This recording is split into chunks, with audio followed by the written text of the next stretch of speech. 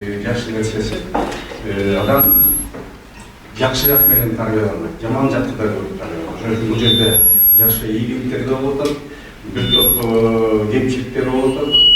Адам ошон үчүн эле чындыгында айтпай кенен болуп калды, бири-биринин тажрыйба алмашып атат. Ама эле ошонун жакшы жери адам ошо жакшы жагынан да жаман жагын көрүп тарбияланса болот. Кыздар да тура айтат, баардык нерсени биз жакшы нерсени көрүп тарбиялана албайбыз, жаман жакты көрүп ошондой болбосо экен деген окуучуларга абдан пайдасы бар деп ойлойм. Себеби дегенде биринен бири көп жакшы жаңылыктар тартылат.